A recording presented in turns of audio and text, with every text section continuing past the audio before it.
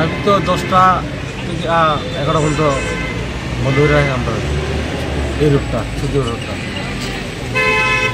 এমনি সার্বিক ট্রাফিকের ভূমিকা কীরকম? আপনারা যারা প্রত্যেকদিন টমটম চালে যাচ্ছেন, ট্রাফিকের ভূমিকা তো ঠিক নাই, যারা কোনো বেলুন নাই, ফাইন করে এটা করে দেখা দেখা এই অবস্থা।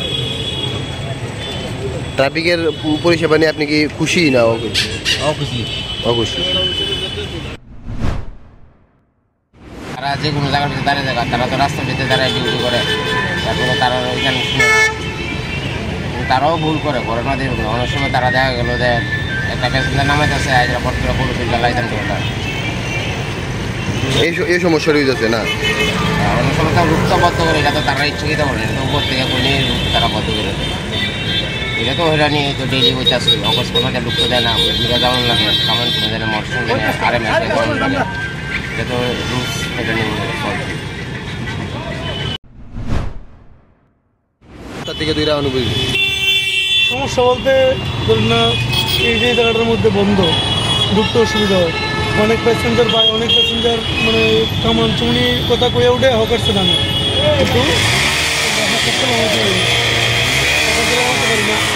এলিয়ে প্যাসেঞ্জার আনতে নেই, এটা সমস্যা বিরাট। এমনি আর অন্য দিকে মনে সার্বিক কীরকম সমস্যা রয়েছে? অন্য দিকে এমনি তো কোনো হয়রানি বা কিছু? হয়রানি এরকম কিছু না, বাট এই জায়গাটা নিয়ে আমরা ভীষণ সমস্যা হইতেছে, কারণ অনেক প্যাসেঞ্জার আমরা আনতে নেই। এমনি সার্বিকভাবে ট্রাফিক ব্যবস্থা ঠিক আছে? ট্রাফিক ব্যবস্থা কিছুটা ঠিক আছে, যেমন অভয়নগর রুটটার মধ্যে এই জায়গাটার মধ্যে ভালো ট্রাফিক দিলে ভালো, এটা চার মুখ প্রায়ই আমরা জামে পড়ে থাকি অভয়নগর মুখটার মধ্যে।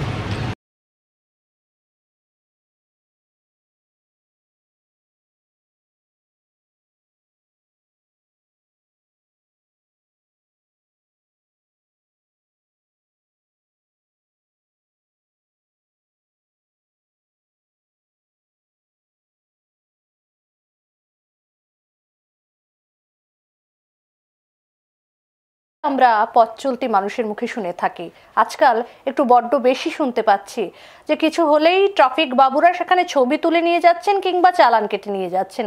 শহরে যে সার্ভিলেন্স এরিয়াগুলো রয়েছে, ট্রাফিক সার্ভিলেন্স এরিয়াগুলো, সেখানে ক্যামেরাতে নির্দিষ্ট ছবি উঠে যাচ্ছে, আপনি কোথায় দাঁড়াচ্ছেন, হেলমেট ছাড়া আছেন কিনা, কিংবা সেখানে নির্দিষ্ট যাত্রী সংখ্যার অধিক যাত্রী তুলছেন কিনা, কিংবা যেখানে আপনার দাঁড়ানোর কথা নয় সেখানে দাঁড়াচ্ছেন কিনা, সেই অনুযায়ী ক্যামেরায় অটোমেটিক ডিজিটালি আপনি বন্দী হয়ে যাচ্ছেন, ডিজিটালি আপনি অভিযুক্ত হয়ে যাচ্ছেন ট্রাফিক বিধিনিষেধ লঙ্ঘন করার জন্য। পাশাপাশি যারাই বা ট্রাফিক কর্তা ব্যক্তিরা রাস্তায় রয়েছেন, এখনও মেশিনের সঙ্গে পাল্লা দিয়ে ম্যানুয়ালি ট্রাফিক ব্যবস্থাটাকে নিয়ন্ত্রণ করতে তারা সেখানে যেখানেই দাঁড়াচ্ছেন ছবি তুলে নিচ্ছেন এবং সেখানে চালান কেটে দিচ্ছেন। অনেকটাই নাজেহাল শহরবাসী, কোথায় যাবেন তারা? শহর বেড়েছে, পরিধি বেড়েছে, দোকানপাট বেড়েছে, বিভিন্নভাবে শহরের নয়া নয়া বিল্ডিং তৈরি হয়েছে, সেখানে ব্যবসায়িক প্রতিষ্ঠান থেকে শুরু করে বিভিন্ন ধরনের প্রতিষ্ঠান হয়েছে, কিন্তু পাশাপাশি তো যানজটও বেড়েছে, যানবাহনের সংখ্যাও বেড়েছে। সেই অনুযায়ী কি রাস্তা তৈরি হয়েছে সেই যানজট এড়াতে?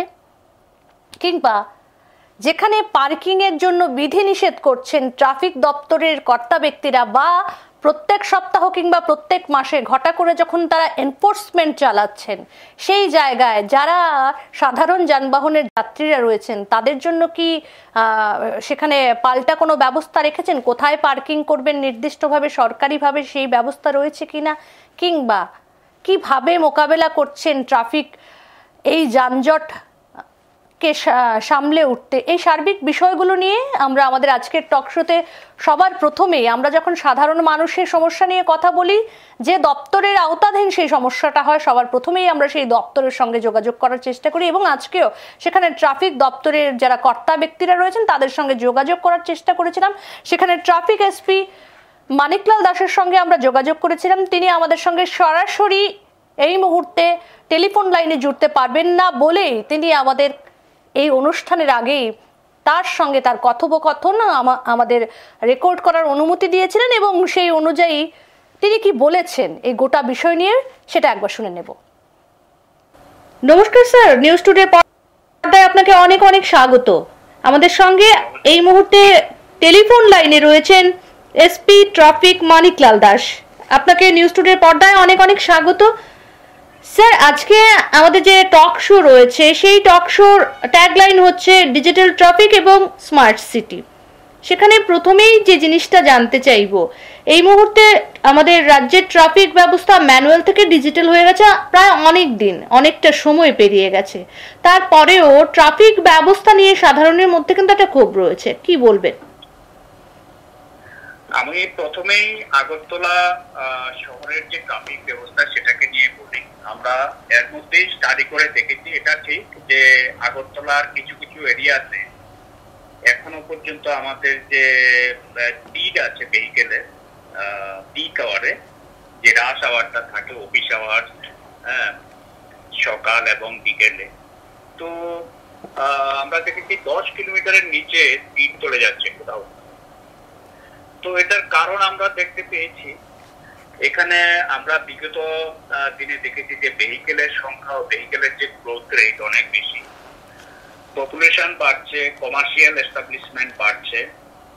তো সবকিছু যেগুলো ট্রাফিক ম্যানেজমেন্টের মেজর ফ্যাক্টরস গুলো, সেগুলো দিকে যদি আমরা দেখি তাহলে যে রোড স্পেস আমাদের একটা ইস্যু, যেভাবে ভেহিকেলের গ্রোথ হচ্ছে, পপুলেশন গ্রোথ হচ্ছে এবং কমার্শিয়াল এস্টাবলিশমেন্ট বাড়ছে, অন্যান্য যে এরিয়াগুলো যেরকম সিএনজি স্টেশন হচ্ছে, বিভিন্ন ম্যারেজ হল হচ্ছে, মল হচ্ছে, সেই তুলনায় কিন্তু আমাদের রোড স্পেসটা নেই।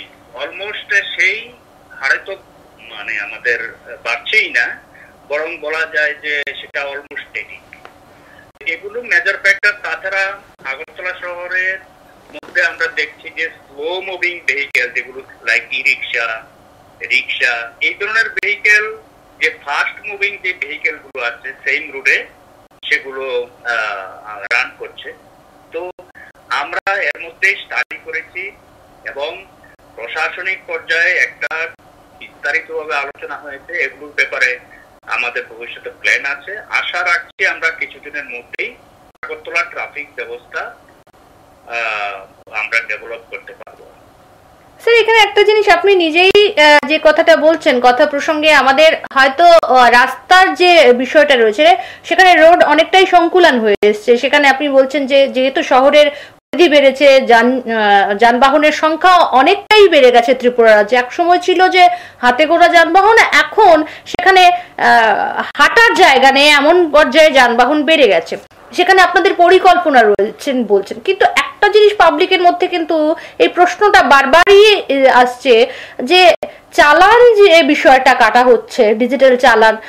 আমাদের সঙ্গে যারা সাধারণ মানুষদের সঙ্গে কথা বলেছি আমরা, সেখানে কিন্তু একটা বিষয়ে সাধারণ মানুষের একটা অভিযোগ রয়েছে যে ট্রাফিক দেখা যাচ্ছে যানজট এড়াতে পারছে না, কিন্তু কোথাও দাঁড়ালেই সেখানে ফাইন করা হচ্ছে বা ক্যামেরাতে ছবি তুলে নেওয়া হচ্ছে। সেই বিষয়টা ট্রাফিক যতটা তৎপর, সেখানে ট্রাফিক ম্যানেজমেন্টের ক্ষেত্রে ততটা তৎপর নয়। আমি সেখানে বলছি যে আমাদের সার্ভিলেন্স সিস্টেম, আমাদের 29 লোকেশনে যে ইটিএস, যেটাকে ইলেকট্রনিক ট্রাফিক সিগন্যাল আছে, ইন এডিশন আমাদের ম্যানুয়ালি অপারেটেড প্রায় 57 লোকেশনে আমাদের ট্রাফিক ম্যানেজমেন্টের সিস্টেম আছে।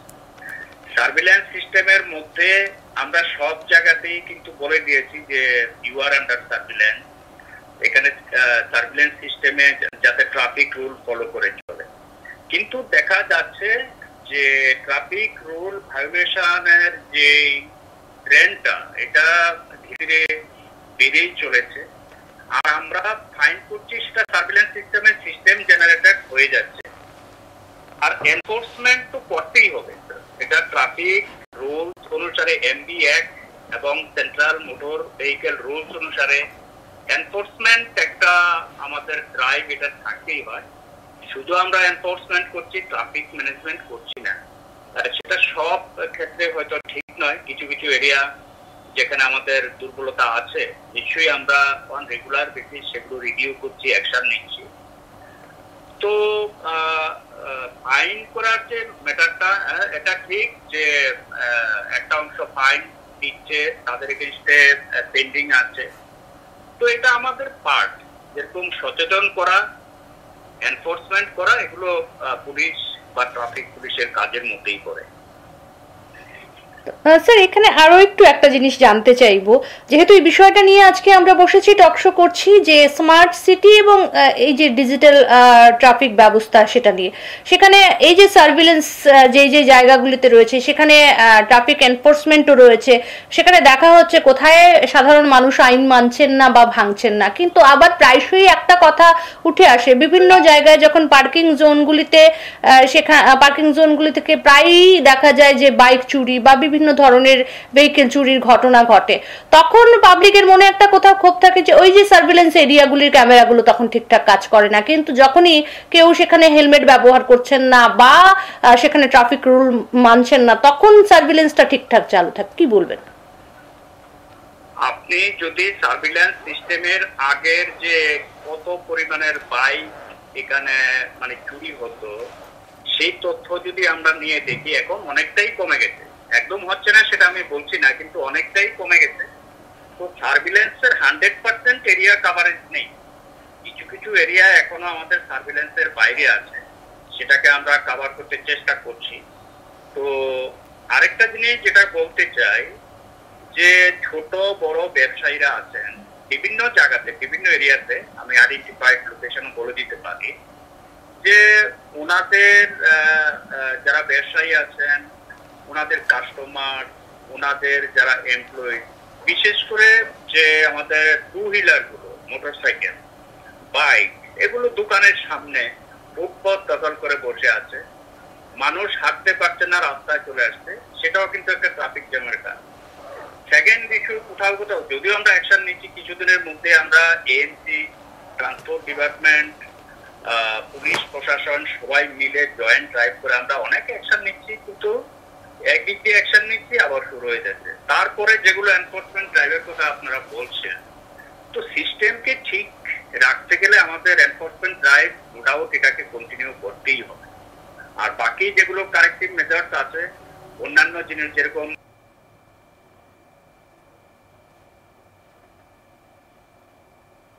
এখানে ফ্লাইওভার, আরো দুটো ফ্লাইওভারের আমাদের প্ল্যান আছে। আমরা ফুটপথকে, যেই ফুটপথ গুলো রিপেয়ার করতে হবে সেগুলোর আমরা লিস্ট তৈরি করেছি। তো সবকিছু মিলিয়ে আমরা একটা কম্প্যাক্ট একটা প্যাকেজ তৈরি করেছি, একটা স্কিম তৈরি করেছি ট্রাফিক ম্যানেজমেন্ট সিস্টেমকে স্মুথ করার জন্য। স্যার, এখানে আরেকটা জিনিস জানতে চাইবো, এই যে আপনি যে কথাটা খুব প্রাসঙ্গিক ভাবে বললেন এবং ঘটনাটা সত্যি, যে কিছু কিছু ব্যবসায়ী সেখানে ফুটপাত দখল করে বা তাদের যে কাস্টমাররা সেখানে বাইক টু হুইলার এগুলো রাখছেন, সেখানে এই ম্যানেজমেন্টটা নিয়ে আপনারা এনফোর্সমেন্ট করছেন, তো সেখানে নির্দিষ্ট এই যে এনফোর্সমেন্ট করছেন, করার পরে যখন তারা শুনছে না, একবার দুবার তিনবার বলার পরেও যখন শুনছে না, তখন কি নির্দিষ্ট কোনো কি আইন রয়েছে সেখানে, তাদের কি ধরনের শাস্তির প্রাবধান থাকছে? যেমন কেউ যদি সেখানে বাইক আরোহী সেখানে হেলমেট না পরেন, তার জন্য একটা ফাইনের ব্যবস্থা রয়েছে, আমরা জানি সেখানে নির্দিষ্ট সময়ের পর চালান কাটা হয় বা ফাইন দেওয়া হচ্ছে। এখানে এ ধরনের যে বিষয়গুলো রয়েছে, ধরুন যারা ব্যবসায়ীরা মানছেন না, আপনাদের এনফোর্সমেন্ট করার পরে বারে বারে সাবধান করার পরেও মানছেন না, তাদের জন্য কি কোনো সেখানে শাস্তির বিষয় রয়েছে বা কি থাকছে নিয়মটা? হ্যাঁ, আমাদের যে মোটর ভেহিকেল অ্যাক্ট আছে, রুলস আছে, সেই অনুসারে রিপিটেড অফেন্ডার্স যারা একবার আবার ফার্দার অফেন্সটা হচ্ছে, ট্রাফিক রুল ভায়োলেট করছে, সেটার জন্য লিগেলি যেই স্টেপ আছে সেটা লিগেল স্টেপ আমরা নিচ্ছি অন রেগুলার বেসিস।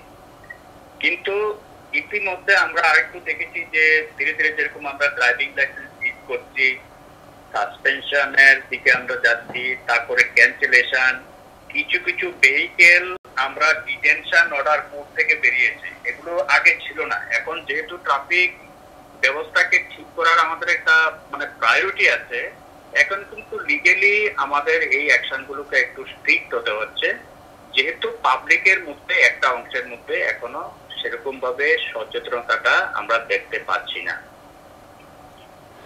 না, আমি বলছিলাম ধরুন পার্টিকুলার যে ধরনের ব্যবসায়ীরা ফুটপাত দখল করে আছে বা যাদের কাস্টমাররা সেখানে টু হুইলার রাখছে, আপনারা যে এনফোর্সমেন্ট করছেন, ধরুন সেই দোকানদারকে তো আপনি বলছেন যে এই জায়গাটা সেখানে প্যাকড আপ করা যাবে না বা আপনি এটাকে ব্যবহার করতে পারেন না আপনার কাস্টমারদের ক্ষেত্রে, ধরুন তিনি শুনছেন না একবার দুবার তিনবার, তখন সেই ব্যবসায়ীর বিরুদ্ধে কি কোনো ধরনের অ্যাকশন নেওয়া হয়?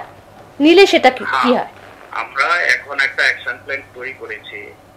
যদি কোনো ভেহিকেল এরকম ভাবে রাস্তার উপরে রেখে দেন অ্যাবান্ডন কন্ডিশনে, যদি কোনো ইমার্জেন্সি ভেহিকেল যেরকম অ্যাম্বুলেন্স আছে, ফায়ার সার্ভিস আছে, পুলিশ ভেহিকেলস আছে, ইমার্জেন্সি সার্ভিসের জন্য যদি কোনো ডিস্টার্ব হয়, সেই ভেহিকেল বা সেই যারা ভেহিকেল ওনার আছে তাদের এগেইনস্টে আমরা কিন্তু অ্যাকশন নিচ্ছি এবং ইন ফিউচার ধীরে ধীরে যত ধরনের লিগ্যাল প্রভিশন আছে সেগুলোকে আমরা অ্যাপ্লাই করব। আচ্ছা স্যার, এক কথায় কি বলবেন ট্রাফিক ব্যবস্থা নিয়ে আপনাদের আগামী পরিকল্পনা কি, জনগণের উদ্দেশ্যে কি বার্তা দিতে চাইবেন? আমরা সবাইকে আপনাদের মাধ্যমে অনুরোধ করতে চাই যে ট্রাফিক রুল ভায়োলেশন যাতে মানে সবাই যাতে এই ব্যাপারে সচেতন হন।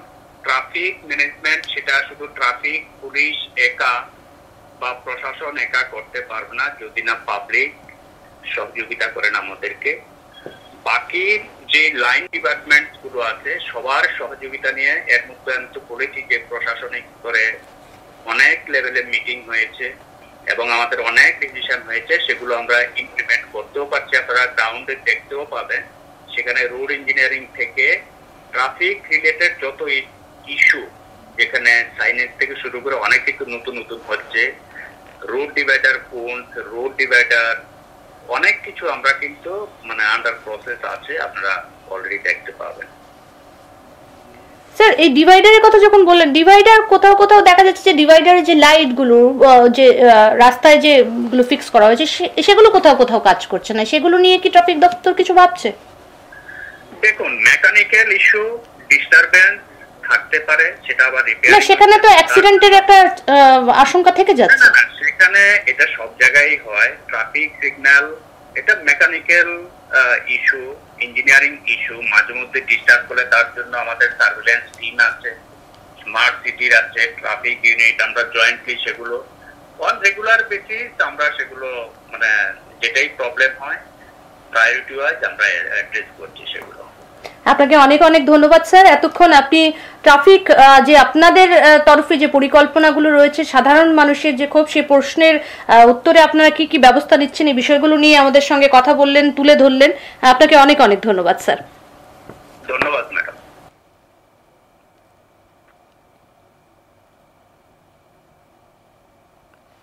ডিজিটাল ট্রাফিক ও স্মার্ট সিটি এই ট্যাগলাইন নিয়ে যখন আমরা বসেছি প্রথমেই শুনে নিলাম সাধারণ মানুষ কি বলছেন। সাধারণ মানুষের বক্তব্য, চালান কাটতে যতটা সক্ষম ট্রাফিক ব্যবস্থা বা ট্রাফিক কর্তাবাবুরা, ঠিক ততটাই উল্টো দিকে ট্রাফিক ম্যানেজমেন্টের ক্ষেত্রে অক্ষম ট্রাফিক কর্তাবাবুরা। তার উত্তরে কি বললেন ট্রাফিক এসপি মানিকলাল দাস? তিনি কিন্তু সেখানে তার বক্তব্যে একটা জায়গায় জোর দিয়ে বলেছেন ট্রাফিক রুলস ভায়োলেশনের সংখ্যাটা বেড়ে যাচ্ছে। সেখানে তাদের সার্ভিলেন্স এরিয়াতে কিছু কিছু দুর্বলতা যেমন স্বীকার করেছেন যে কোথাও অল্প বিস্তর বিক্ষিপ্ত দুর্বলতা রয়েছে, ঠিক তেমনি ট্রাফিক রুলস ভায়োলেশনের সংখ্যাটা বেড়ে গেছে। যানজট বেড়েছে, শহর বেড়েছে, পরিধি বেড়েছে, যানবাহনের সংখ্যা বেড়েছে, সেখানে ই রিক্সা থেকে টমটম থেকে শুরু করে অনেক কিছু নতুনভাবে শহরে এসছে। আর এটা তো স্বাভাবিক। স্মার্ট সিটি যখন আমরা বলছি, শহরের পরিধি যখন বাড়ছে, তখন শহর যখন আধুনিক হচ্ছে, মানুষ যখন উন্নত হচ্ছে, জনসংখ্যা যখন বাড়ছে, তখন যানবাহনের সংখ্যাটাও সেখানে বাড়বে, সেটাই স্বাভাবিক। কিন্তু এখানেই ট্রাফিক ব্যবস্থা কিভাবে ম্যানেজমেন্ট করবেন সেটা পুরোটাই তাদের বিষয়। আমরা আজকে এই প্রশ্নের উত্তর খুঁজতেই কিন্তু এই ডিজিটাল ট্রাফিক ব্যবস্থা এবং স্মার্ট সিটি ট্যাগলাইন নিয়ে বসেছি। শহর যখন আধুনিক হবে সেখানে ট্রাফিক ব্যবস্থাও আধুনিক হবে। ম্যানুয়াল থেকে এখন আমরা ডিজিটালে পৌঁছে গেছি। সেখানে শুরুতেই যেটা বলেছিলাম, ট্রাফিক ব্যবস্থা নিয়ে যেই তিমিরে জল ছিল সেই তিমিরেই কিন্তু জল রয়ে গেছে। আমরা তো শুনলাম সাধারণ মানুষ এবং ট্রাফিক এসপি কি বললেন এবং আগামী দিনের কি পরিকল্পনা রয়েছে। তিনি নিজেই বলছেন আরও 2টো ফ্লাইওভার প্রয়োজন শহরের। সেখানে এই বিষয়গুলো নিয়ে আমাদের সঙ্গে আজকে যারা বিশিষ্ট জনেরা জুড়ে যাবেন তারা কি বলছেন, একটু সেই তাদের মতগুলো বা তাদের যে দৃষ্টিভঙ্গিগুলো রয়েছে, গোটা রাজ্যের যে ট্রাফিক ব্যবস্থা রয়েছে, আমাদের রাজধানী শহরের যে ট্রাফিক ব্যবস্থা রয়েছে, স্মার্ট সিটি যখন আমরা বলছি, আমাদের শহরকে যখন স্মার্ট সিটি করার চেষ্টা আমরা করছি, ঠিক তখন সেই জায়গায় দাঁড়িয়ে আর কি কি করা উচিত। আমাদের সঙ্গে এই মুহূর্তে জুড়ে গেছেন ট্রাফিক দপ্তরের প্রাক্তন আধিকারিক সৌরভ দাশগুপ্ত। আপনাকে অনেক অনেক স্বাগত স্যার নিউজ টুডের পর্দায়। স্যার, আজকে আমরা যে ট্যাগলাইন নিয়ে বসেছি সেখানে ডিজিটাল ট্রাফিক ও স্মার্ট সিটি আমাদের ট্যাগলাইনই থাকছে আজকের দিনে। এটা আপনার কাছে যে জিনিসটা জানতে চাইবো, আপনি দীর্ঘদিন আপনার কর্মজীবনে ট্রাফিক দপ্তরের সঙ্গে জড়িত ছিলেন, ট্রাফিক আধিকারিক হিসেবে সেখানে কাজ করেছেন। সেখানে আপনি দেখেছেন কিভাবে ম্যানুয়াল থেকে ডিজিটাল ট্রাফিকে আমরা আজকের দিনে দাঁড়িয়ে পরিণত হয়েছি। শুরুতেই যে জিনিসটা আপনার কাছে স্পেসিফিক একটা প্রশ্নের উত্তর জানতে চাইবো, কি মনে হচ্ছে এই মুহূর্তে আপনি আপনার অবসর জীবনে যাওয়ার পরে যে এই একজন নাগরিক হিসেবে আপনি তো দীর্ঘদিন এই দপ্তরের সঙ্গে ছিলেন, ট্রাফিক ব্যবস্থার কতটা উন্নতি হয়েছে বলে মনে করছেন? ট্রাফিক সিস্টেম কিছুটা হলেও উন্নতি হয়েছে, অস্বীকার করার উপায় নেই, কিন্তু আরো অনেক অনেক রাস্তা পার হতে হবে আমাদের। কারণ কিনা শহরে লোক সংখ্যার জনবৃদ্ধি হচ্ছে, দিন দিন গাড়ি ঘোড়ার সংখ্যা বাড়ছে, কিন্তু সেই অনুপাতে রাস্তার মানে যতটুকু হওয়া দরকার, রাস্তার পরিসর, ফুটপাত সেগুলি বাড়েনি। তাই ট্রাফিক দপ্তরকে নমস্কার স্যার, নিউজ টুডে পর্দায় আপনাকে অনেক অনেক স্বাগত। আমাদের সঙ্গে এই মুহূর্তে টেলিফোন লাইনে রয়েছেন এসপি ট্রাফিক মানিকলাল দাস। আপনাকে নিউজ টুডের পর্দায় অনেক অনেক সাধারণ মানুষের কিছু বক্তব্য তুলে ধরার চেষ্টা করেছি। একটা কথা মানুষ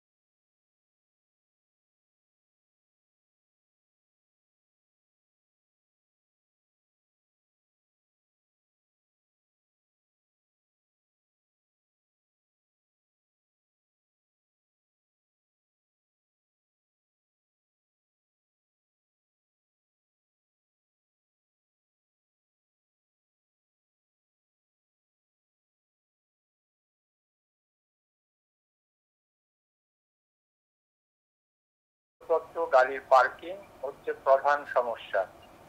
সরকার থেকে বা ট্রাফিক দপ্তর বা পুলিশ দপ্তর থেকে অনেকগুলি রাস্তাকে আমরা পার্কিং জোন বা নো পার্কিং জোন হিসেবে নোটিফাইড করেছেন, কিন্তু সেই পার্কিং জোনগুলি যে উদ্দেশ্যে করা হয়েছে তার ঠিক বিপরীতটা ঘটছে এখানে। কিছু কিছু পার্কিং জোন যেখানে গাড়ির মালিকরা আপনি বলতে পারেন যে গ্যারেজ বানিয়ে ফেলেছে, পার্সোনাল সুবিধার জন্য গ্যারেজ বানিয়ে ফেলেছে, কিন্তু সারাদিন 24 ঘন্টা 48 ঘন্টা 72 ঘন্টা ধরে ওই পার্কিং প্লেসে একটা গাড়ি পড়ে থাকলে সেটা তো মানে পার্কিং জোন সেভাবে সেজন্য দেওয়া হয়নি। পার্কিং জোন হবে যারা শহরে দৈনন্দিন কাজে বেরোবে ঘন্টাখানেক 2 ঘন্টা 3 ঘন্টার জন্য ওই জোনটা ব্যবহার, একটা নির্দিষ্ট সময় বেঁধে দেওয়া সেক্ষেত্রে। হ্যাঁ, সময় দেওয়া প্রত্যেক গাড়িতে। কিন্তু দেখা যাচ্ছে অলরেডি পার্কিং জোনগুলি ফুলফিলড হয়ে আছে। যারা গ্যারেজ বানিয়েছেন সেই গ্যারেজের জন্য যারা দৈনন্দিন কাজে ব্যবহার মানে করার জন্য রাস্তায় বের হন তারা আর গাড়ি রাখার জায়গা পায় না। ন্যাচারালি সেগুলি পার্কিং জোনে না রেখে যেখান দিয়ে গাড়ি চলার কথা সেখানে গিয়ে গাড়িটা পার্ক করতে হচ্ছে, কারণ তাকে তো কাজটা করতে হবে যিনি বেরিয়েছেন। সেটা হচ্ছে প্রধান সমস্যা আমার কাছে মনে হয়।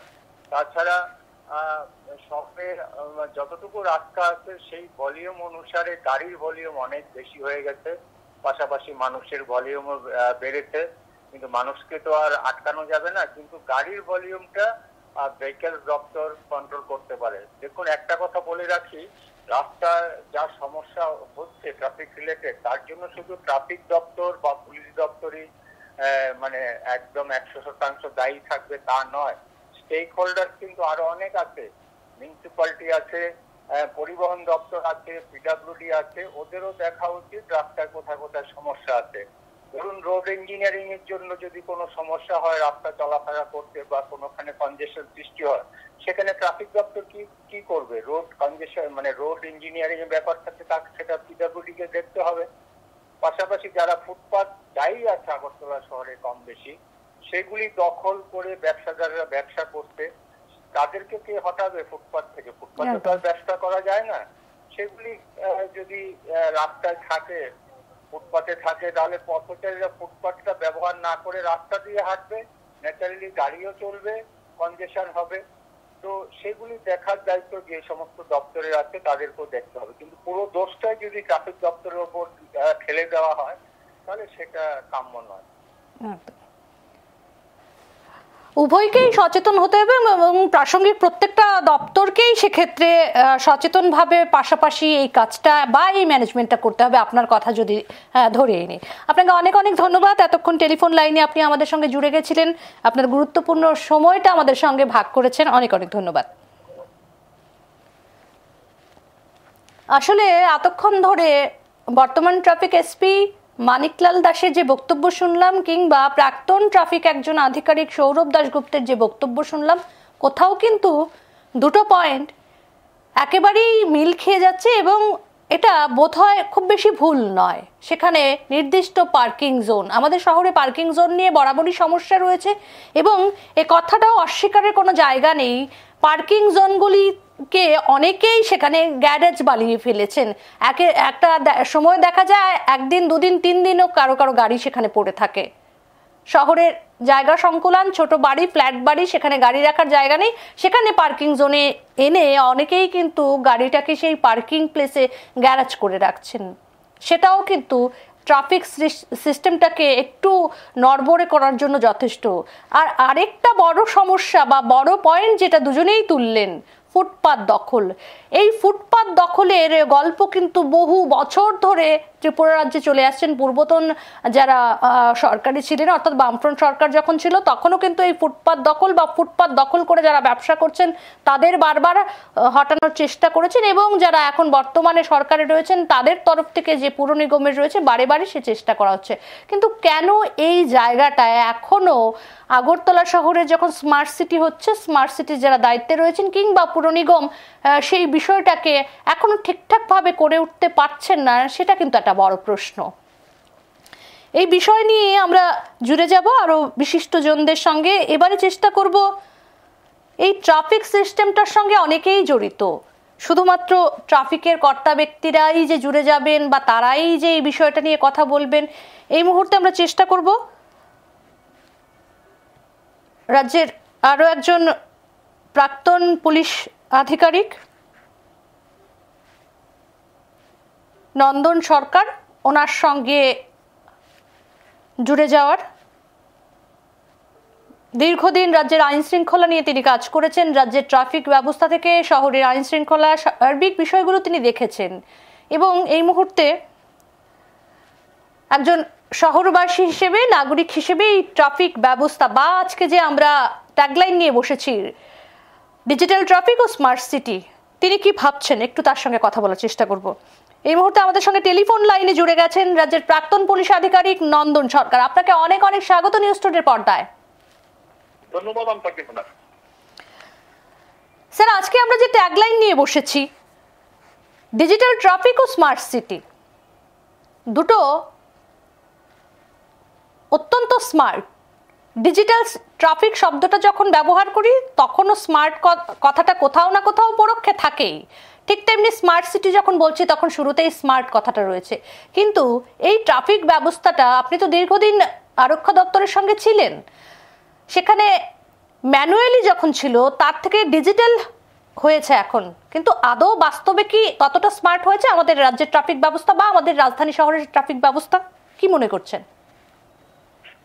হ্যাঁ, ধন্যবাদ আপনাকে আমাকে এই যে আপনাদের সেশনে আমাকে যুক্ত করার জন্য। ট্রাফিক ব্যবস্থা নিয়ে বলতে গেলে প্রথমেই বলতে হয় যে আমাদের যে ডিজিটাল যে ট্রাফিকিং যেটাই হোক না কেন সেটার জন্য কিন্তু উপযুক্ত ইনফ্রাস্ট্রাকচার কিন্তু আমাদের নেই। অর্থাৎ আগরতলা শহরে রাস্তা যেরকম প্রশস্ত হওয়ার কথা বা এই যে লক্ষের উপর গাড়ি এগুলোকে অ্যাকোমোডেট করার জন্য যেরকম স্পেস দরকার সেটা হলো এই শহরে নেই। অর্থাৎ এই শহরটা হলো একটা পরিকল্পনাবিহীন একটা রাজার আমলের শহর। তাকে আস্তে আস্তে রাস্তাগুলোকে বাড়ানো হয়েছে, কিন্তু সেই যেরকম ভাবে নতুন রাস্তা মানে প্রশস্ত রাস্তা করার কথা সেটা হয়নি। তারপরে সেই রাস্তার যে মাপটা সেটা ঠিকই আছে, কিন্তু গাড়ির সংখ্যা দিনকে দিন বেড়ে যাচ্ছে। তো সেটা একটা অন্যতম কারণ। 2 নম্বর হলো আমাদের এখন সারা ইন্ডিয়াতেই চলছে হাইপার ডেমোক্রেসি, অর্থাৎ অবাধ গণতন্ত্র। সেই অবাধ গণতন্ত্রে কাউকেই রাজনীতিবিদরা সেই ভোটের সাথে বলুন আর অন্য কোনো কারণেই বলুন এদের ডিস্টার্ব করতে চায় না। এই যে স্লো মুভিং যে ভেহিকেল গুলো আছে বা স্লো মুভিং যে রিক্সা ধরুন বা ইলেকট্রিক রিক্সা বা টমটম গুলো আছে সেগুলো কিন্তু গাড়ির স্পিড ভীষণভাবে কমে দিচ্ছে এবং একই সঙ্গে এরা কিন্তু বিভিন্ন ধরনের ট্রাফিক রুলস ভায়োলেট করছে। আরেকটা কথা হলো যে এই যে খুব কড়াকড়ি ভাবে ট্রাফিক রুলস কে এনফোর্স করা সেটাও কিন্তু হচ্ছে না। বিভিন্ন জায়গায় রাস্তার দু সাইডে দোকানিরা বসে যাচ্ছে, বিভিন্ন বাজার জনবহুল বাজার এলাকায় দেখা যাচ্ছে যে রাস্তার উপর দোকান বসে যাচ্ছে। তো সেখানে প্রায় দুর্ঘটনা ঘটছে এবং বিভিন্ন জায়গায় দেখা যাচ্ছে যে উপযুক্ত যে ট্রাফিক সাইন সেগুলো নেই। মানুষ অনেক সময় সেখানে, আরেকটা হলো এখানে লাইটের অভাব। ওই দিন যে অ্যাক্সিডেন্টটা হয়ে বাজারঘাটের ওখানে যে একটা ছেলে মারা গেল, সেখানে একটা ট্রাক দাঁড়িয়েছিল অবৈধভাবে। তো ওটা হঠাৎ করে দেখেনি, খুব স্পিডে আসছিল, মাথাতে হেলমেট ছিল না, আর এসে পেছন দিক দিয়ে এদের ধাক্কা লেগে গিয়ে ওই ছেলেটা ভীষণভাবে মাথায় ব্যথা পেয়ে পরবর্তী সময় মারা গেছে। তো এইরকম ধরনের ঘটনাগুলো কিন্তু হচ্ছে।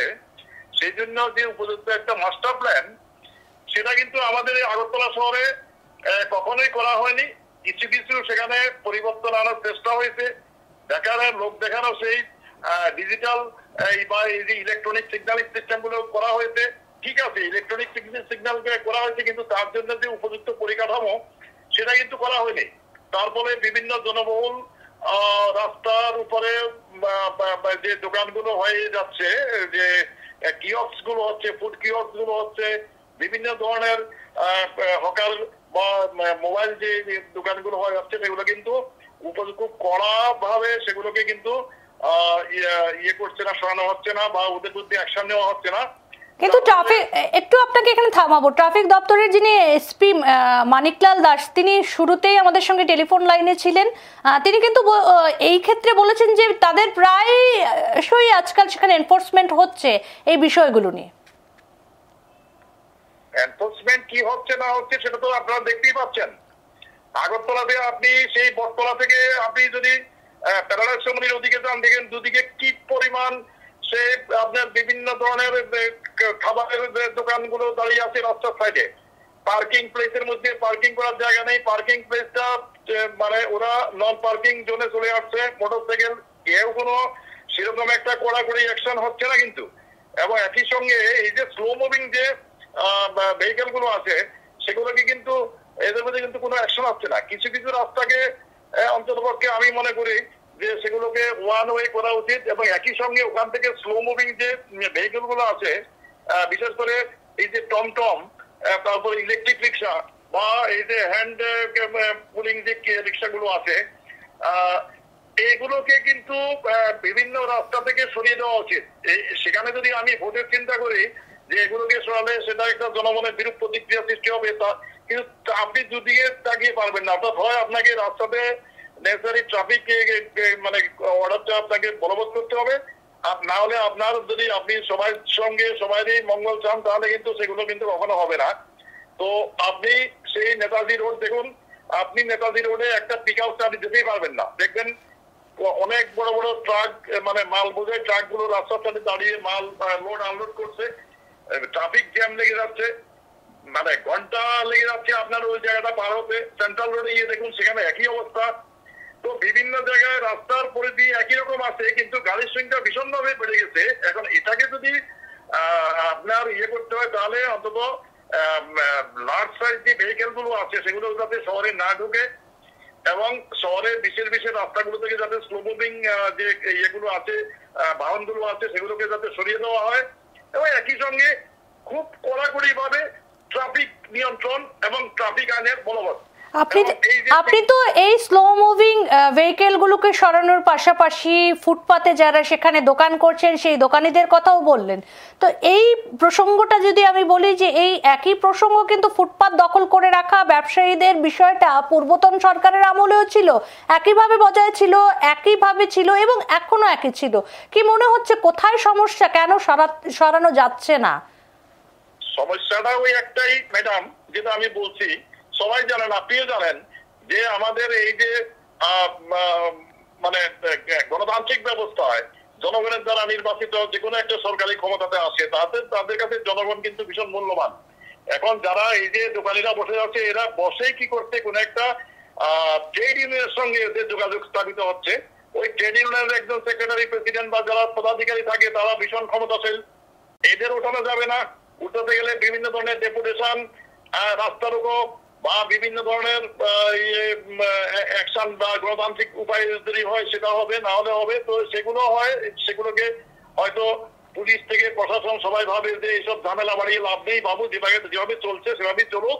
হ্যাঁ, রাস্তাতে মানুষের অসুবিধা হবে কিন্তু কিচ্ছু করা যাবে না, ফুটপাত দখল করে বলা আছে সেটা হয়তো। কিন্তু এই সরকার আসার পরে একটা জিনিস দেখেছি, বিশেষ করে এই যে আগরতলা শহর যে মেয়র দীপক মজুমদার, ওনারা কিন্তু একটা সদিচ্ছা নিয়ে কিন্তু বিভিন্ন জায়গা থেকে অনেকটাই সরিয়েছেন বহু স্থায়ী ভাবে নির্মিত হওয়া দোকান। যেমন আপনি ইন্দ্রনগর রোডে যদি যান, ইন্দ্রনগর রোডের দুধারে আগে ভীষণ ভাবে এনফোর্সমেন্ট ছিল, অর্থাৎ অবৈধভাবে দোকানপাট তৈরি করে ফেলেছিল। সেগুলো কিন্তু মানে ল এনফোর্সমেন্ট এজেন্সি এবং আগরতলা মিউনিসিপ্যালিটি সেগুলোকে ভেঙে চুরে কিন্তু রাস্তাকে অনেক পাস করে দিয়েছে। না, সেটা হচ্ছে তারপরেও তো আবার দেখা যাচ্ছে যে কয়েকদিন বা কয়েক মাস পর আবার বসে যাচ্ছে।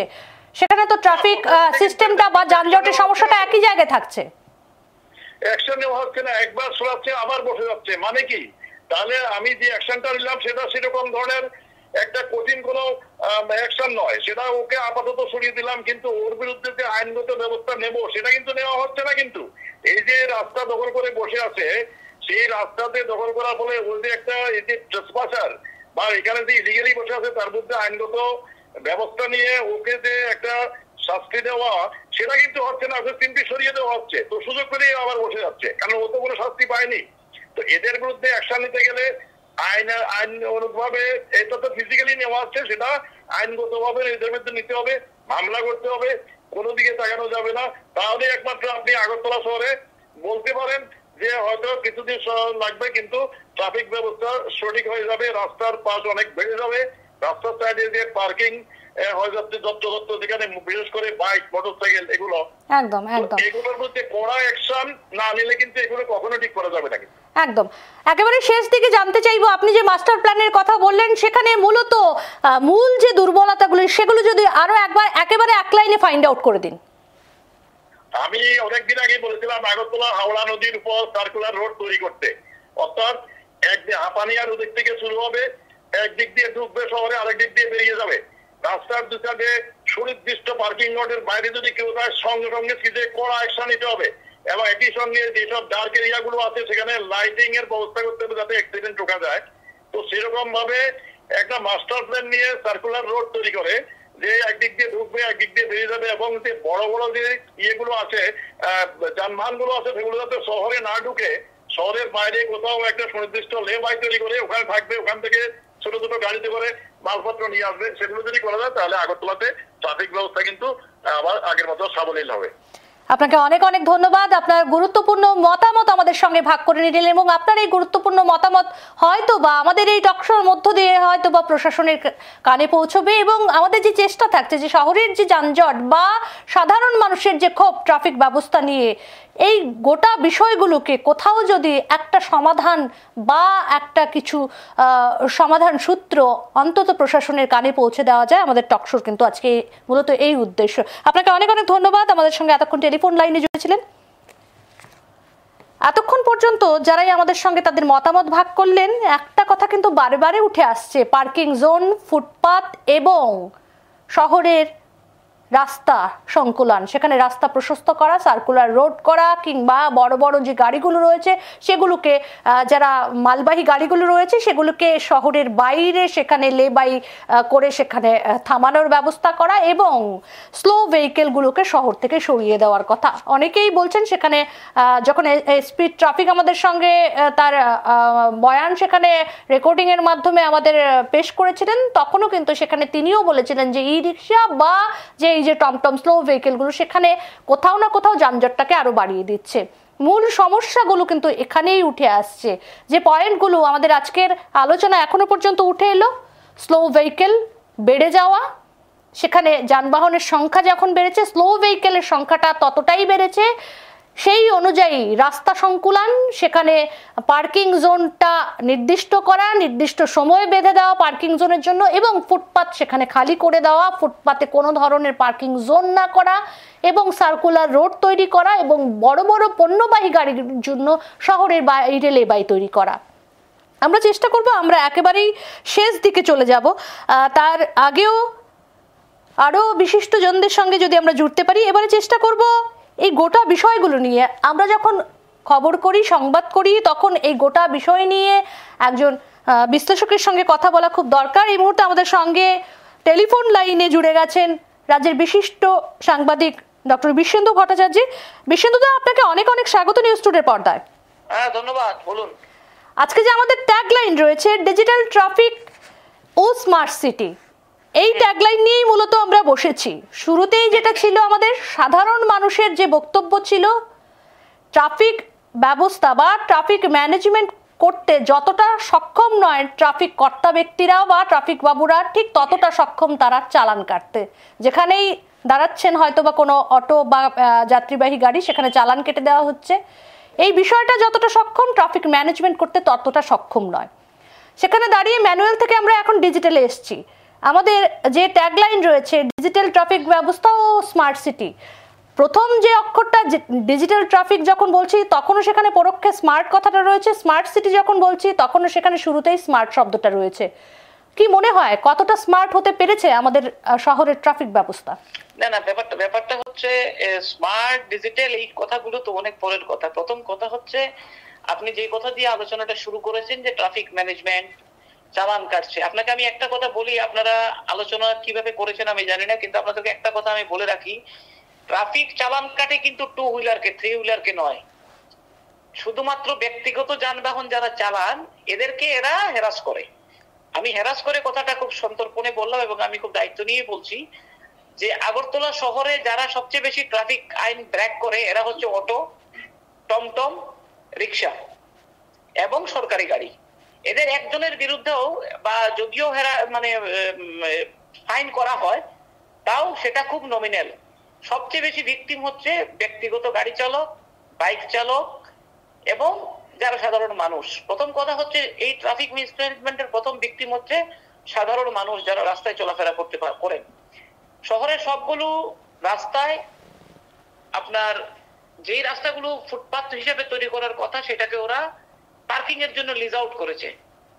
এখন মানুষ হাঁটবে কোথায়? পিচ বা ব্ল্যাক টপ দেওয়া রাস্তা হচ্ছে গাড়ি চলাচল করার জন্য বা মোটর যান চলার জন্য হচ্ছে ব্ল্যাক টপ রোড। ব্ল্যাক টপের পাশের যে রাস্তা, যে অংশ, সেটা হচ্ছে হাঁটার জন্য। কিন্তু দেখা গেছে আপনি যদি মূল শহরটা দেখেন, মানে জ্যাকসন গেট থেকে আপ টু আইজিএম চৌমুনি, তারপরে ধরুন আপনি যদি এটাকে স্ট্রেস করে নিয়ে যান বর্ডার গোল চক্কর পর্যন্ত, রাস্তার পাশে দেখবেন যেই রাস্তা যেটা দিয়ে হাঁটার কথা সেটা হয়ে গেছে পার্কিং জোন।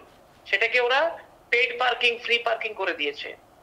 তাহলে কথাটা হচ্ছে ট্রাফিক ম্যানেজমেন্ট মানে কি? ম্যানেজমেন্ট মানে কি মানুষকে কষ্ট দেওয়া?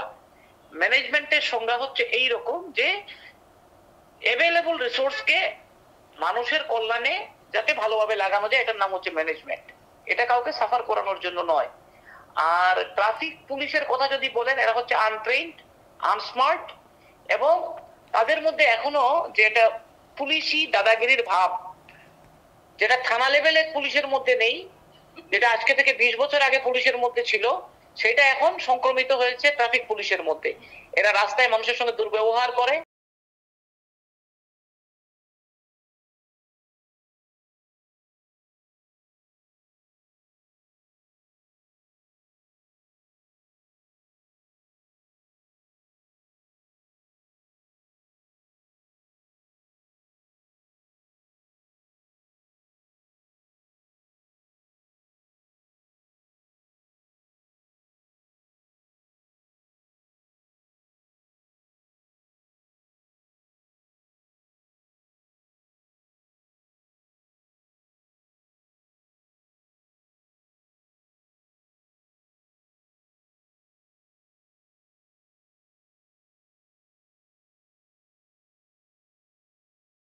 শৃঙ্খলা সেটা বিঘ্নিত হবে। এটাই তো স্বাভাবিক। এটা উনি বলবেন কি? এটা তো আমরা কমন সেন্স দিয়েও বুঝি, কিন্তু ওনার যেটা বোঝা উচিত বা বলা উচিত, আপনারা সেদিন লক্ষ্য করেছেন আজকে থেকে 2 দিন আগে মুখ্যমন্ত্রী একজন লোককে রাস্তা থেকে তুলে হাসপাতালে পাঠিয়েছেন। তো ওইখানে কেন ট্রাফিক পুলিশ ছিল না? কেন ওইখানে হাইওয়ে পেট্রোলিং ছিল না? এখানে কেন মুখ্যমন্ত্রীর কনভয়কে দাঁড় করিয়ে রুগীকে রাস্তায় পাঠাতে হলো হাসপাতালে? আপনি দেখবেন শহরের মাঝখানে এবং ভিআইপি রোড গুলোতে পুলিশের তৎপরতা খুব বেশি। পুলিশ নয়, ট্রাফিক পুলিশের তৎপরতা বেশি। কারণ হচ্ছে এরা মানে যারা রাজনৈতিক প্রভু এবং তাদের যারা বড় কর্তা, এদেরকে দেখাতে চায় যে ওরা খুব কাজ করছে, স্যালুট মারার জন্য দাঁড়ায়। আমাদের ফ্লাইওভারেও বোধহয় সেই অর্থে কোনো ট্রাফিক ব্যবস্থা নেই। ফ্লাইওভারে থাকারও কথা নয়, ফ্লাইওভারে থাকবেই বা কেন? ফ্লাইওভারে কারা চলবে কারা চলবে না তার জন্য নিয়ম নির্দেশিকা দেওয়া আছে। ফ্লাইওভারটা একটা ছোট্ট ইস্যু, এটাকে আমি আনতে চাইছি না। আমি যদি লার্জার স্পেকট্রামে দেখি, ট্রাফিক পুলিশের যে এনফোর্সমেন্টটা হওয়ার কথা ছিল হাইওয়ে, স্টেট রোডস এবং যেখানে অ্যাক্সিডেন্ট প্রন এরিয়া, সেগুলোতে। কিন্তু দেখা যাচ্ছে আগরতলা শহরের রাস্তাঘাটে ট্রাফিকের উৎপাত বেশি। এরা রাস্তায় দাঁড়িয়ে থাকে ভোট পেতে, সাধারণ মানুষকে হয়রানি করার জন্য, চালান কাটার জন্য। আমি আপনাকে একটা তথ্য দিয়ে বলতে চাই যে আগরতলা শহরে মিউনিসিপাল এলাকাতে গত 5 বছরে যেই পরিমাণ অ্যাক্সিডেন্ট মানে ভয়াবহ অ্যাক্সিডেন্ট হয়েছে, মানে মৃত্যু হয়েছে বা সিরিয়াসলি ইনজুর্ড হয়েছেন লোকজন, তার সংখ্যা 10-এর নিচে। অথচ এইখানে ট্রাফিকের এনফোর্সমেন্ট সবচেয়ে বেশি, 100 গুণ। কেন? যেই রাস্তায় 90% রাস্তা মানে অ্যাক্সিডেন্ট হয়, সেইখানে ট্রাফিক পুলিশ থাকে না কেন? এর 2টা কারণ। একটা হচ্ছে এরা ফাইন নিয়ে নিজেকে বোঝানোর চেষ্টা করে যে এরা সব কাজ করছে, আর স্যালুট দেওয়ার জন্য দাঁড়ায়। এরা ট্রাফিক ম্যানেজমেন্টের জন্য দাঁড়ায় না।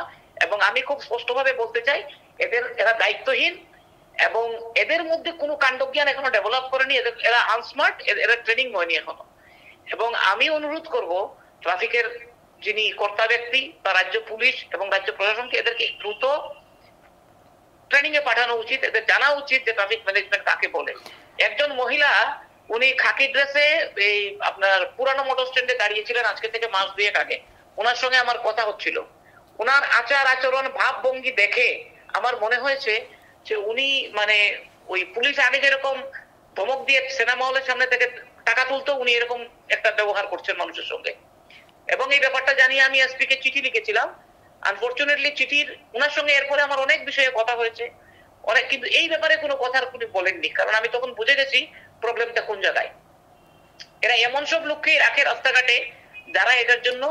বিশুদ্ধ এখানে একটা জিনিস যোগ করব, এই যে আপনি যেটা বলছেন দূরবর্তী রাস্তা বা হাইওয়েতে সেখানে ট্রাফিক ম্যানেজমেন্ট নেই, সেই জায়গায় দাঁড়িয়ে কোথাও কোথাও কিন্তু আবার ওই চালান কাটার বিষয়টা দেখা যায় যে চালান কাটতে সেখানে এসপিজি রেখে দেওয়া হয়েছে ট্রাফিকের বদলে। না, এটাও একটা আনসাইন্টিফিক ব্যাপার। বলে দিচ্ছে 40 কিলোমিটারের বেশি স্পিডে গাড়ি গেলে স্পিডোমিটার দিয়ে ওর চালান কাটবে।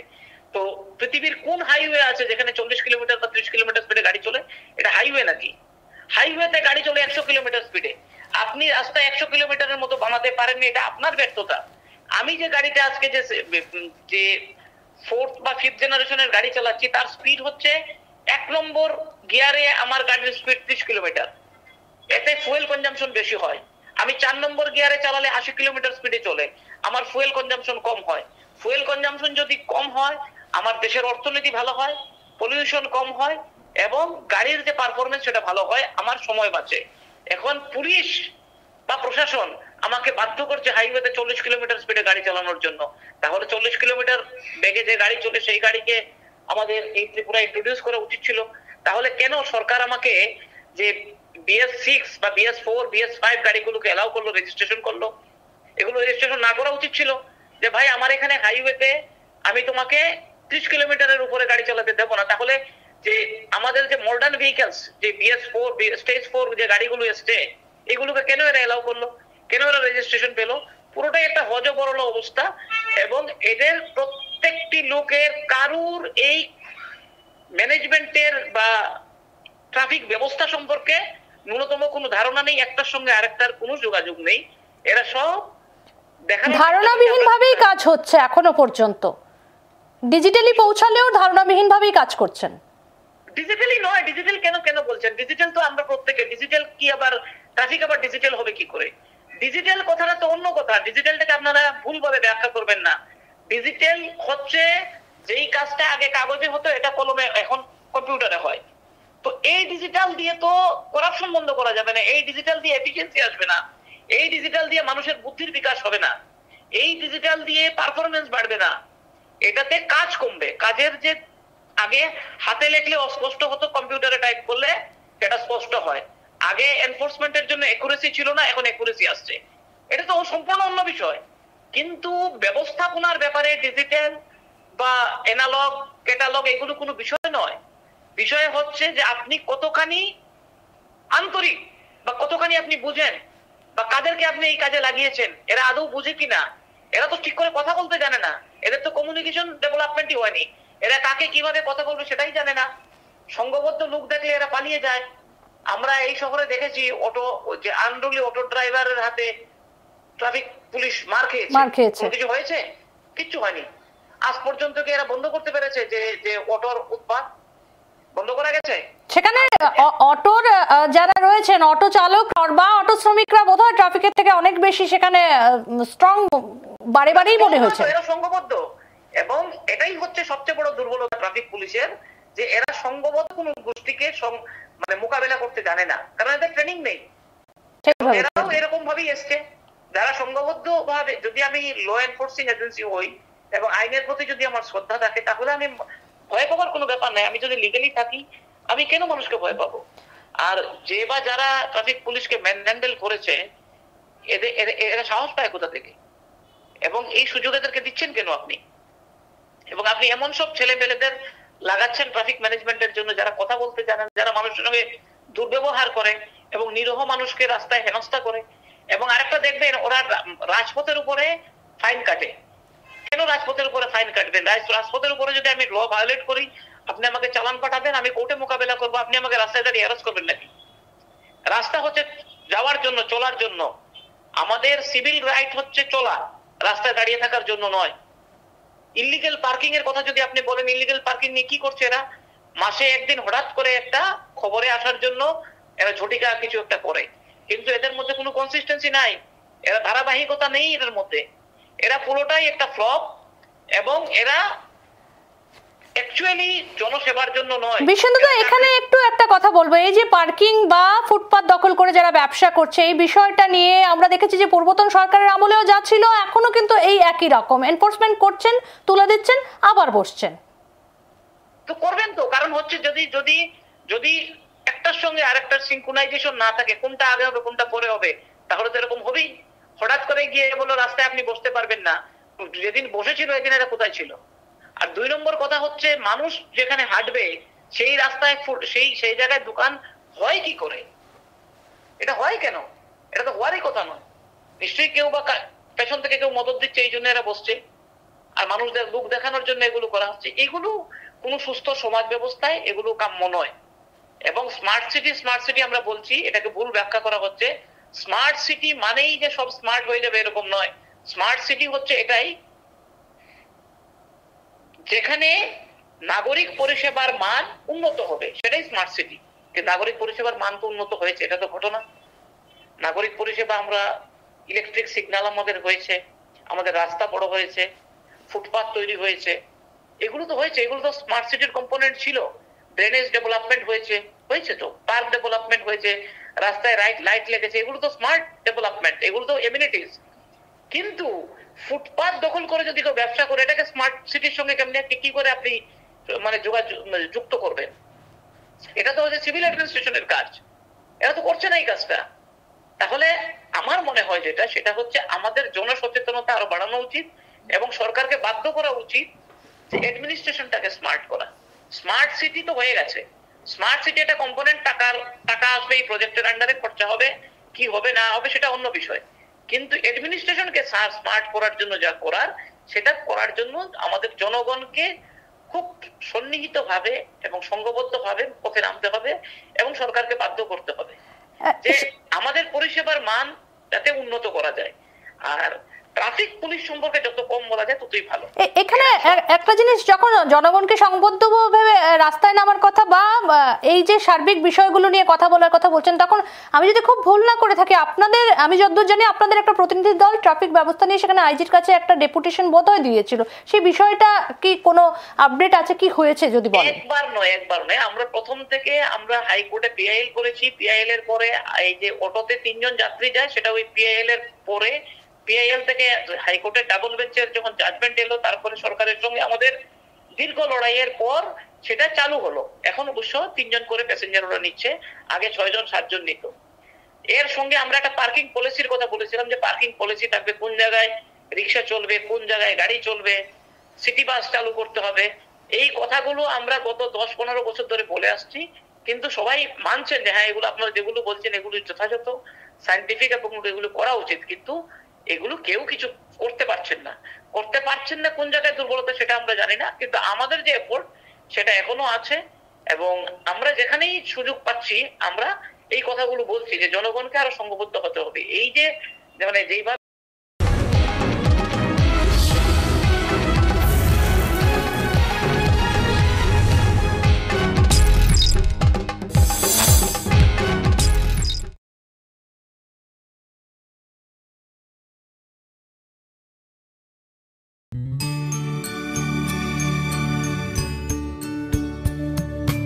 প্রতি বছরের ন্যায় এবছরও 14 ডিসেম্বর থেকে 26 ডিসেম্বর পার্কিং, যে কথাগুলো আমাদের সবার কথায় বারে বারে উঠে এসছে, পার্কিং জোনের সমস্যা। তারপরে ওনার পরে যে 2 জন অতিথি জুড়েছিলেন, প্রাক্তন ট্রাফিকের আধিকারিক সৌরভ দাশগুপ্ত, উনিও স্পেসিফাই করে কিন্তু এই রাস্তা সংকুলনের কথা বলেছেন এবং যে আপনি যেটা বলছিলেন যে ফুটপাত দখল করে ব্যবসা, এই বিষয়টা নিয়ে কথা বলছিলেন, বা পার্কিং জোনের যে আমাদের সমস্যাটা রয়েছে, সেই পার্কিং জোনে দেখা যায় হয়তো একটা নির্দিষ্ট সময়ের জন্য সেখানে পার্কিং করার কথা, আমরা হয়তো অনেকেই সেখানে গ্যারাজ করে ফেলেছি, 1 দিন 2 দিন 3 দিন সেখানে আমরা গাড়ি রেখে দিচ্ছি, তারপরেই আরেকজন আধিকারিক সেখানে জুড়েছিলেন, প্রাক্তন আধিকারিক নন্দন সরকার। তিনি মূলত যে কথাগুলো বলেছেন, সেখানে এই গোটা বিষয়গুলোকে নিয়ে আমাদের সঠিক কোনো মাস্টার প্ল্যান নেই। সার্কুলার রোড তৈরি করা বা পণ্যবাহী যে গাড়িগুলো রয়েছে সেগুলোকে শহরের বাইরে লেবাই তৈরি করা, এই বিষয়গুলোকে নিয়ে সার্বিকভাবে কিন্তু তারা এই বিষয়গুলো বলেছেন এবং প্রত্যেকের কথায় দুটো জিনিস একেবারে স্পেসিফিক ভাবে উঠে এসছে, রাস্তা সংকলন এবং যে ফুটপাত দখল। আপনিও যেটা বলছিলেন, সবশেষে কি বলবেন, কি হলে এই যে ট্রাফিক? ওনারা যেটা বলেছেন সেটা ওনারা অর্ধেক বলেছেন, বাকি অর্ধেকটা বলেননি। আইদার এরা বলতে চাননি, আর নতুবা এরা মানে বলার মতো অবস্থায় নেই। প্রথম কথা হচ্ছে, প্রত্যেকটা শহরের একটা ক্যারিং ক্যাপাসিটি থাকে। এই শহরে ইমিডিয়েটলি গাড়ির রেজিস্ট্রেশন বন্ধ করা উচিত। কারণ আপনি পার্কিং প্লেস তৈরি করবেন, আজকে যে পার্কিং করছেন কালকে আবার গাড়ি বাড়বে, তাহলে আপনি কি প্রতিদিন রাস্তা তৈরি করবেন নাকি? এটা হতে পারে না। এই জন্য পাবলিক ট্রান্সপোর্ট সিস্টেমকে ডেভেলপ করতে হবে। মানুষ যাতে নিজের গাড়ি না বার করে, বাইক না বার করে, সেই ব্যবস্থা আমাদের করে দিতে হবে। এই জন্য পাবলিক ট্রান্সপোর্ট সিস্টেম ডেভেলপ করতে হবে। শুধু রাস্তা তৈরি করে, সার্কুলার রোড বানিয়ে, তারপরে ওই কি ফ্লাইওভার বানিয়ে এই সমস্যার সমাধান হবে না। এগুলোতে অ্যাকচুয়ালি যা হবে সেটা হচ্ছে সম্পদের অপচয় হবে, করাপশন হবে এবং একটা কংক্রিটের শহর তৈরি হবে। এখানে এক্ষুনি যেটা উচিত সেটা হচ্ছে আমাদের পাবলিক ট্রান্সপোর্ট সিস্টেমকে ডেভেলপ করা, প্রত্যেকটা জায়গায় যাতে মানুষ সকাল থেকে গভীর রাত পর্যন্ত নিরাপদে চলতে পারেন সেই ব্যবস্থা করা, এবং প্রাইভেট কার, প্রাইভেট ভেহিকেল যাতে শহরের চলাচল কম করে, মিনিমাম করা যায়, সেই দিকে উদ্যোগী হওয়া। এই কথাটা হচ্ছে আসল কথা, এটা ওনারা বলেননি। ওনারা বারবার বলছেন যে এখানে হাইওয়ে বানাতে হবে, কি ফ্লাইওভার বানাতে হবে, এগুলো সলিউশন নয়। আজকে আপনি ফ্লাইওভার বানাচ্ছেন, আপনি প্রতিদিন ফ্লাইওভার বানাতে পারবেন, প্রতিদিন আপনি 100-150 গাড়ি রেজিস্ট্রেশন করাচ্ছেন, কেন? এই গাড়িগুলো চলবে কোথায়? এই শহর যখন ডেভেলপ করেছিল, যখন তৈরি হয়েছিল, মাত্র 500 লোকের জন্য তৈরি হয়েছিল। আজকে সেটাতে 6 লক্ষ লোক থাকছেন। এই 6 লক্ষ লোক থাকার মতো শহর তো নয় এটা। আপনি কি করছেন? গাড়ি এড করছেন। তো এই গাড়িকে ইমিডিয়েটলি বন্ধ করা উচিত, রেজিস্ট্রেশন বন্ধ করা উচিত। যে ব্যাংকগুলো সহজ শর্তে গাড়ির লোন দিচ্ছে, এদেরকে এখানে একটা মানে পজ দেওয়া উচিত, এবং মানুষ যাতে ব্যক্তিগত গাড়ি যানবাহন রাস্তায় বের করতে না হয় সেই জন্য ব্যবস্থা নেওয়া উচিত। তার একমাত্র ব্যবস্থা হচ্ছে শহরের সব জায়গায় পাবলিক ট্রান্সপোর্ট সিস্টেম ডেভেলপ করা। পাবলিক ট্রান্সপোর্ট সিস্টেম মানেই বাস এরকম নয়, অটো হতে পারে, ছোট গাড়ি হতে পারে, সেগুলোকে মানে পাবলিক ট্রান্সপোর্টের জন্য ব্যবহার করে, ভাড়া নির্ধারণ করে এদেরকে রাস্তায় নামানো। এর জন্য যে বাস কিনতে হবে, বাস চালাতে হবে সব জায়গায়, সেটা নয়। আমাদের রাস্তাঘাট অনেক ছোট, অটো আমাদের যেহেতু প্রচুর আছে, অটোগুলিকে একটা নির্দিষ্ট একটা আমব্রেলার আন্ডারে এনে এদেরকে দিয়ে মানে ভাড়া ঠিক করে স্ট্যান্ড তৈরি করে তাদেরকে শহর, যেমন ইন্দ্রনগর থেকে আপনি শহরে আসবেন, আপনি কি করে আসবেন? আপনাকে আইদার ভাড়া নিতে হবে, না হলে জিবিতে আসতে হবে, রাস্তায় দাঁড়িয়ে থাকতে হবে, আপনার একটা নির্দিষ্ট জায়গা থাকতে হবে, না তো আপনাকে বাইক বা গাড়ি বের করতে হবে। তা আপনি যাতে বাইক বা গাড়ি বের না করেন, আপনি যাতে এসিউড ট্রান্সপোর্ট থাকে সেই ব্যবস্থা করতে হবে। যে আমি এখান থেকে 5 মিনিট বা 10 মিনিট সামনে গেলে গাড়ি নিশ্চিত আমি পেয়ে যাব, এবং এর জন্য ভাড়া নির্দিষ্ট করা থাকবে। এটা না করে এই ফ্লাইওভার বানিয়ে পার্কিং জোন করে কিচ্ছু হবে না। এগুলো হচ্ছে বেসিক্যালি একটা প্রবলেমকে আরো প্রলং করার ব্যবস্থা, এবং এটা কোনো সমাধান নয়। যারাই এটা বলেছেন তারা আমার মনে হয় না এটা বাস্তবসম্মত এবং যথাযথ। এটা প্রবলেমটাকে আগামী দিনে আরো বড় করার একটা রাস্তা তৈরি হবে যদি এগুলো হয়। এই মুহূর্তে আমাদের পাবলিক ট্রান্সপোর্ট সিস্টেম স্ট্রেংথেন করতে হবে, এবং প্রাইভেট ভেহিকেলের মুভমেন্টটাকে রেস্ট্রিকশন করতে। একদমই, অনেক অনেক ধন্যবাদ। বিশেন্দুদা এতক্ষণ আমাদের সঙ্গে জুড়েছিলেন এবং অনেক গুরুত্বপূর্ণ বিষয় নিয়ে কথা বললেন এবং গুরুত্বপূর্ণ পয়েন্টগুলো সামনে তুলে ধরলেন। মূল বিষয় যেটা পাবলিক ট্রান্সপোর্টকে সেখানে স্ট্রেংথেন করা এবং ব্যক্তিগত যে গাড়িগুলো রয়েছে তার মুভমেন্টে সেখানে একটু হলেও হাত কষে আনা, সেই চেষ্টাটা করতে হবে অনেকটাই প্রশাসনকে। অনেক অনেক ধন্যবাদ বিশেন্দুদা। Thank you. শুরু থেকেই যে ট্যাগলাইন নিয়ে আমরা ছিলাম, ডিজিটাল ট্রাফিক ও স্মার্ট সিটি, সেখানে একেবারে শেষ দিকে এই গোটা বিষয়ের বিশ্লেষক হিসেবে বিশেন্দুদা যে বিষয়টা একেবারে এক কথায় স্পষ্ট করলেন, পাবলিক ট্রান্সপোর্ট সিস্টেমটাকে সেখানে ডেভেলপ করা, পাবলিক ট্রান্সপোর্ট সিস্টেমটাকে সেখানে স্ট্রেংথেন করা। আমার চাদর যতটুকু আমাকে ততটুকুই পা ফেলতে হবে, এই প্রবাদ রয়েছে। এবং এই প্রবাদটা বোধহয় এখানেও আমাদের শহরের ক্ষেত্রেও, শহর বেড়েছে, পরিধি বেড়েছে, সেই সঙ্গে আমাদের লোকসংখ্যাও তো বেড়েছে। যেটা বিশ্বনাথদা বলছিলেন বারে বারেই, যেখানে 500 লোকের ক্যাপাসিটি ছিল সেখানে আজকে 6 লক্ষ লোক হয়ে গেছে। সেখানে প্রত্যেকের একটা করে ব্যক্তিগত ভেহিকেল রয়েছে। সেখানে সেই ব্যক্তিগত ভেহিকেলগুলোর আমাকে আগে মুভমেন্টটাকে সেখানে রেস্ট্রিক্ট করতে হবে। অল্টারনেটিভ রুট বা সার্কুলার রোড তৈরি করেই যে ট্রাফিক ম্যানেজমেন্ট বা সার্বিক ট্রাফিক ব্যবস্থার যে যানজটের বিষয়ে যে সিস্টেম নিয়ে কথা হচ্ছে সেটা সমাধান হয়ে যাবে, সেটা বোধহয় কোথাও নয়। কারণ গোড়া থেকেই বারে বারে যে কথাগুলো প্রত্যেকে বলছেন, প্রত্যেকের কথা একটা কথা উঠে আসছে পার্কিং জোন এবং রোড নিয়ে, কিন্তু মূল বিষয়টা যে পাবলিক ট্রান্সপোর্টটাকে স্ট্রেংথেন করা নিয়ে, সেটা কিন্তু স্পষ্টভাবে বিশ্বনাথদার কথায় উঠে এসছে। এবং যতদূর এই আলোচনা থেকে মনে হলো, ব্যক্তিগত যে ভেহিকেলগুলো রয়েছে সেই ভেহিকেলগুলোর মুভমেন্ট যদি সত্যিই সেখানে অনেকটা কমে আসে এবং পাবলিক যে ট্রান্সপোর্টগুলো রয়েছে সেগুলো আরও স্ট্রেংথেন হয়, অনেকটাই বোধহয় আমাদের শহর যানজট মুক্ত হবে। তবে কবে হবে এই যানজট মুক্ত শহর?